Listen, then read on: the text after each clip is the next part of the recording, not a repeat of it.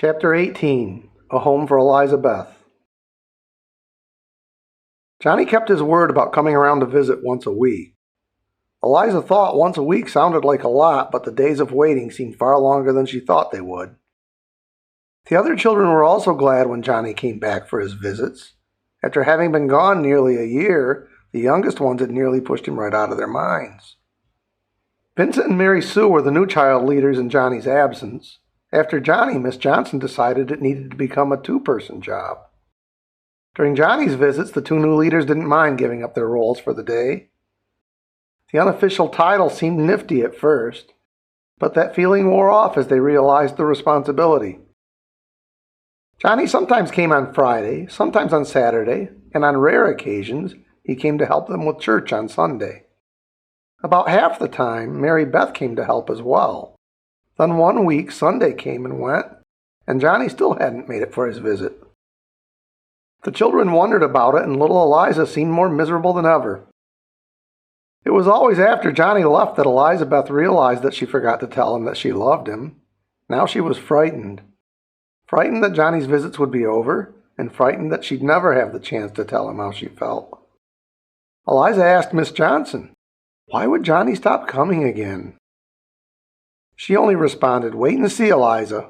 I'm sure Johnny will explain when he can." Eliza was certain he told her that he loved her that night on the phone, but she'd been so tired. With his missed visit, she now wondered more than ever if he really said it. Maybe she wanted to hear it so badly that she imagined it. Or maybe she really had fallen asleep and only dreamed it. On Monday, a small postcard came in the mail addressed to Eliza Beth. It was from Johnny.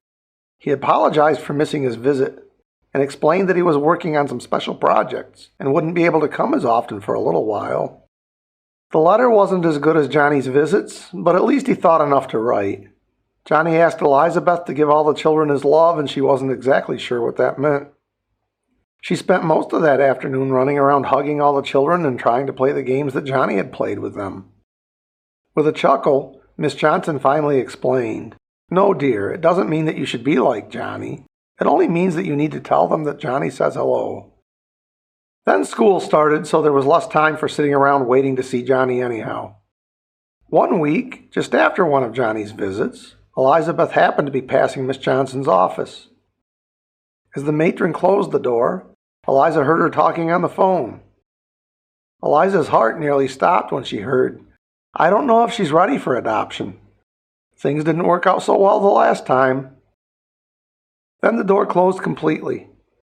Miss Johnson was facing the window, away from the door, so Eliza heard nothing else, only a faraway mumble that hardly sounded like words at all. She nearly pushed everything that had happened with Jan Dwight out of her mind. Suddenly, it all flashed back, as vivid as the day it happened. Eliza's eyes were wide and white, and she felt she couldn't move. Her heart began racing so fast that she felt her pulse in her fingertips. Eliza Beth couldn't tell how long she stood there when she suddenly heard the doorknob at the office door. She ran upstairs and hid under her bed until supper. Mary Sue searched everywhere to find her. The young leader had to coax Eliza out to come and eat, but couldn't get any explanation from the child. Alice moved up to the older girls, but on occasion still helped keep a handle on things with the younger girls. Alice gave up her interrogation routine months ago and now used a more soothing tone with the children. But today with Eliza, this was of no use either. Eliza picked at her food and said nothing. She moped about for a couple of days, and after hearing nothing more, she nearly managed to put it out of her mind. She hoped it had been about something entirely different. She didn't even want to hear the word adoption again. For the longest time, there seemed to be no new information. One day, Eliza was very quiet and thinking about all the things that had happened to her and all the things she heard. As she sat alone on the back steps, Miss Johnson got down beside her and put her arm around her. "Eliza," she said in her softest, nicest tone, "I know you've been hearing some things, and I know they've been upsetting to you. Believe me, child, we'll never let anyone else adopt you." Eliza was relieved until Miss Johnson continued, "Unless we know they're good folk that mean to love you as their own little child." Miss Johnson was very careful not to give away too much information, despite the many questions Eliza asked her. Miss Johnson only told her not to concern her little head about any of it, Nobody was going to let anything like what happened the last time happen again. Eliza now had many guardian angels. Miss Johnson, Johnny, Mary Beth, Widow Jackson, and little Tom were chief among them. About 2 weeks passed before Miss Johnson asked Eliza to come with her and led the little girl into the office. On the way, she told Eliza that a family was interested in adopting her. Eliza Beth's body tensed up and she stopped for a moment. Miss Johnson smiled and said, "Don't worry, child. It's someone, well, let's just say that it's someone Johnny knows very well. It'll be fine." Eliza looked up at Miss Johnson with a serious face and big eyes. Somehow the words didn't seem to sound quite true, though she'd never known the woman to lie about anything. It seemed to the child that Miss Johnson was trying too hard to say something close enough to the truth to not be a lie, but somehow not exactly correct. After pondering this for a moment, she allowed the matron to resume leading her. The two stopped just outside of Miss Johnson's office. The matron said, "Tell me when you're ready, child." Eliza grew quite uncomfortable, but drew a deep breath, swallowed hard, and then nodded to Miss Johnson. As the door opened, Eliza Beth saw a tall man with short hair sitting in the chair. As he turned to look at Eliza, she couldn't believe her eyes. There, sitting in a chair in the front of the desk, was Johnny Stewart, and beside him was his wife, Mary Beth. Eliza's eyes darted quickly around the room just to make sure there wasn't another couple there somewhere. If it had been someone Johnny knew, he might certainly have come to make the introduction, but there was nobody else. "It's him," Eliza shouted. "It's Johnny. I can't believe it." The surprise left her standing awestruck in the doorway. Then something happened that Eliza couldn't explain. In a whiny voice, she said, "Why are you always forgetting about me? I don't want to be your daughter if you're going to keep forgetting about me." It was like hearing someone else talking, but it was her voice coming out of her mouth.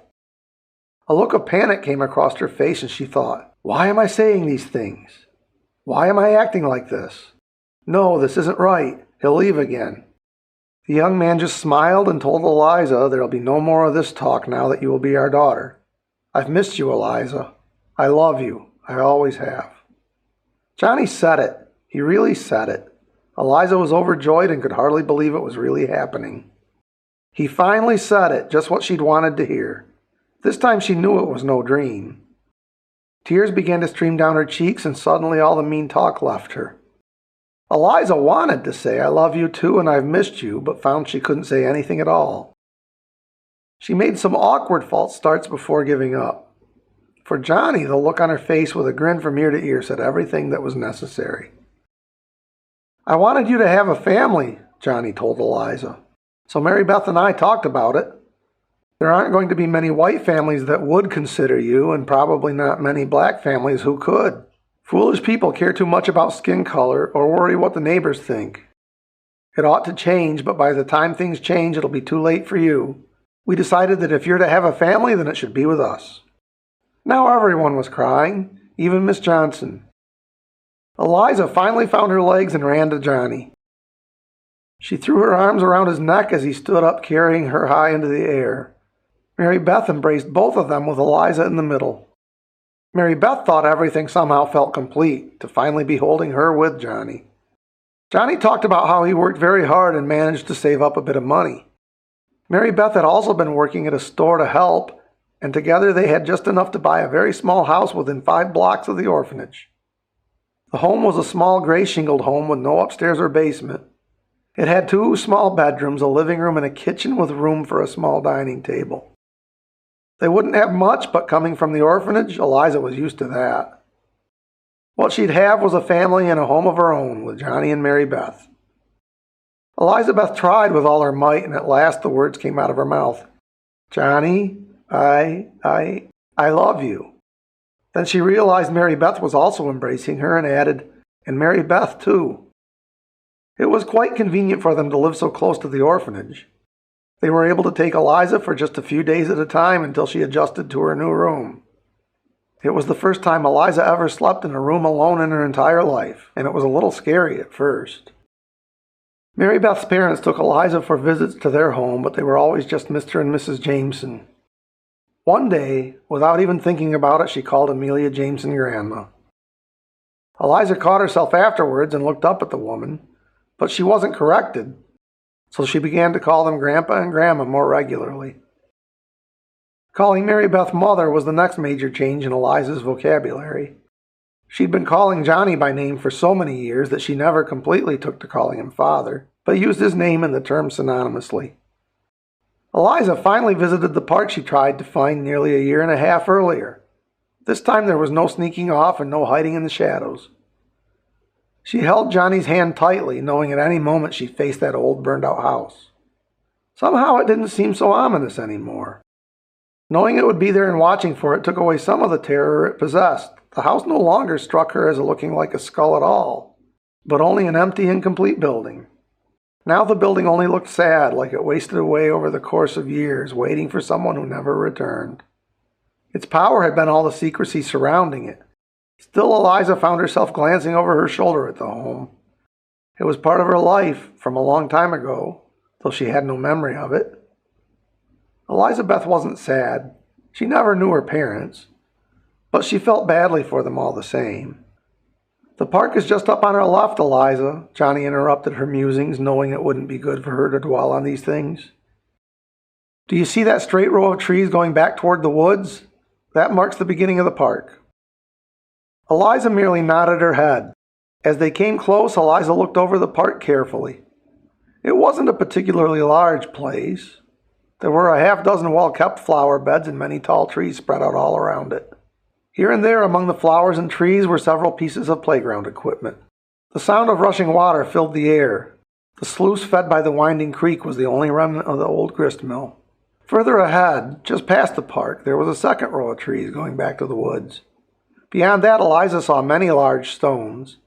They were of various sizes, but all were tall with perfectly square corners. These stones appeared to be arranged into rows. Eliza asked Johnny about them. Johnny explained that's the city's cemetery. Eliza Beth looked rather curious, and Johnny knew she didn't know what that meant. He added, "That's where they have funerals for people who die. The funerals help people remember the deceased person's life. People can visit the headstone to remember their friends and family." Johnny didn't tell her the people were buried in front of their headstones. He wasn't sure Eliza was ready to know this. To keep Eliza Beth from asking too many questions, Johnny said, "Eliza, turn in here. This drive is for the park. It loops around and comes out just up ahead. Come on and I'll push you on the swings." Johnny let go of her hand and ran on ahead. She giggled and ran after him. As Eliza tried to catch Johnny, he darted around, staying just out of her reach. Soon she lost him just around a small hill and found herself resting in a swing. While the girl was distracted by the flowers, Johnny snuck up behind and gave her swing a small push. Eliza shrieked and then began to laugh. They could see Miss Johnson, Christine, and the rest of the group coming down the road. Each of the older children had the hand of two of the younger ones. Miss Johnson used to take the children of the home on these long excursions, though few remembered. Some of the older children, like Johnny, had been able to come here on their own, but the whole group hadn't made the trip since Eliza Beth came to the home. Now the whole town was aware of Eliza's presence, so it no longer served any purpose to keep the children from the park and other excursions. At Johnny's prompting, Eliza ran off to join a game of tag. Johnny took the opportunity to sneak away. He crossed to the second row of trees and slipped through a split-rail fence into the cemetery. It took a little hunting to find the grave he was looking for. Tucked back in one corner, there was a grave without a stone, but only an old wooden marker. Johnny approached it and stopped about 10 feet away. The grave sat by itself and showed the signs of much neglect. The marker was only about 3 feet tall, so Johnny knelt to brush off the moss and clear away some of the weeds. It was the grave of Eliza's parents. Though Johnny saw it before, this was the first time he came right up to it. He wanted to read the names. Johnny saw where the names used to be written, but the weathering of the wood made it impossible to read. Johnny noticed a space for a third name, but it looked like there had only been a short word. Johnny decided it must have said baby, because nobody knew her name. Johnny wanted to find what Eliza Beth's real name was, particularly her last name.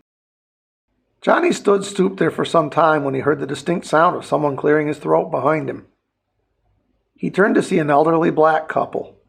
The man had short gray hair and a closely trimmed matching beard. He wore a pair of faded overalls, a white-collared shirt, and a dark dress jacket, patched on one sleeve. His wife had her white hair pulled into a bun, wore a dark-colored dress, and had a dark hat with a veil. Johnny said nothing and didn't move. The couple approached him, and the man extended his right hand. Johnny rose to his feet and shook the man's hand. The woman merely clung to her husband's left arm. She didn't seem to know what to make of Johnny. "Young man," the man said in a deep, low voice, which Johnny thought vaguely familiar, "what brings you here to pay your respects at my son's graveside?" "Sir," Johnny replied, "I meant no harm. I hope you know that. I'm... Johnny stopped to collect his thoughts. On one hand, he was excited to learn that Eliza Beth had grandparents. No doubt he could learn what he'd come for from them. Under this, there was a panic. Will they take Eliza Beth from me and Mary Beth? They had the right to her, and Johnny didn't want to deny them that. But all the same, he didn't want to lose the child he'd cared for over the course of many years. The man didn't seem disturbed at not receiving a proper response. His wife bent down and began to clear away more of the tall weeds that grew around the grave, while the husband worked on the names with his jackknife, making them deeper and legible. While he worked, he said, "From your appearance, you'd have been merely a young boy when we lost them in the fire. Are you even old enough to remember the fire? Did you know my son and his family?" "Yes, sir. I do remember the fire, like it was yesterday. I never knew your son or his family before the fire, but..." Johnny knew he needed to tell the couple about Eliza Beth, but he wasn't sure what to say. The man continued to work on carving in the names. Now Johnny could read Barnaby Clarence Wilson III. On the second line, he only cleaned up Bethany, but now the old man went to work on the bottom line. Johnny thought, now I'll see what her name should have been. Then he said, no, wait, her name doesn't belong there. He knew that Eliza Beth was quite alive and well. The man pulled back his hand and looked at Johnny square in the face, as did his wife. What did you say? At that moment, they all heard a young woman clearing her throat. They turned to find Mary Beth standing there with both hands on the shoulders of Eliza Beth. Eliza's eyes were big and her hands reached up, grasping Mary Beth's wrists. Both the old husband and wife looked astonished. The wife finally spoke. Who might these two be? Though I might reckon to guess who the child is. I'm Jonathan Stewart. This is my wife, Mary Beth. Johnny began and then stopped again. He drew a long breath and said, and this is my adopted daughter, Eliza Beth, though I suspect you know her by a different name. After the fire, there was nobody to ask, so I chose it similar to my mother's name. Adopted daughter? Do they let children adopt children in these parts? I think I should like to speak to your mother as well, the woman commented. No, ma'am, Johnny responded. I've only recently adopted her. After the fire, we took her into the orphanage where I live. Miss Johnson didn't know how to go about searching for her rightful family while keeping her secret and safe. She told me that someone would likely come looking after the child, but nobody ever did. At least nobody came until now. We never learned all that happened until recently, the man spoke again. At the time, letters started coming back with no such address stamped on them. We tried to look into it, but nobody ever seemed to know anything. It was like our son just disappeared. I know how that feels, Eliza spoke up. For the longest time, that's the only answer I got when I asked about where I came from. Johnny walked over, put one arm around his wife, and rested his other hand on Eliza's shoulder. Only then did Johnny say, Eliza Beth? Unless I'm mistaken, these are your grandparents. You're not mistaken, Jonathan. I'm Barnaby Wilson II. This is my wife, Clarabelle, and this little granddaughter of ours was originally named Elizabeth Emily Wilson, if you can believe that. Eliza smiled with excitement upon discovering she had surviving family. She began to walk over to the couple. She sensed some reluctance on the part of Johnny and Mary Beth, but they allowed her to step toward her grandparents. Eliza stopped to look back at her adopted parents for a brief moment. Very slowly, she asked her grandparents, Will I go live with you now? Mr. Wilson thought for a moment, gently squeezed his wife's arms, and responded, Child, we're both too old to romp and play with you like you'll want and need. I can sense good people when I'm around them. I reckon that it is by providence that you're with them. It's enough to be your grandparents and visit you often as grandparents do." Mr. Wilson gave a quick look to Johnny. Eliza came over and stood between the elderly couple, holding their hands. She made eye contact with Johnny and they exchanged smiles. "Mr. and Mrs. Wilson," Johnny responded to the grandfather, "I'll certainly let you visit Eliza and even take her overnight as often as you should see fit." "That'll be easy enough to accomplish," Mr. Wilson responded. "We plan to build a simple little house on the property up the street. After all these years, it was still deeded to my brother. When he passed away, the probate court turned it over to me." Mrs. Wilson looked rather anxious as she said, "Though I'm not sure I feel quite safe around here. There was that old woman up the street. She was just sitting there in her truck cleaning the barrel of some gun. She had the most curious look when she saw us, too." Johnny and Mary Beth both laughed, and Johnny said, "If she was sitting in an old Ford panel truck, that would be Widow Jackson. And I declare she's as safe as anything. She's sort of Eliza Beth's guardian angel. Undoubtedly, she took it upon herself to serve as a sentry at the corner." The four adults and Eliza walked back to the park and joined the other children.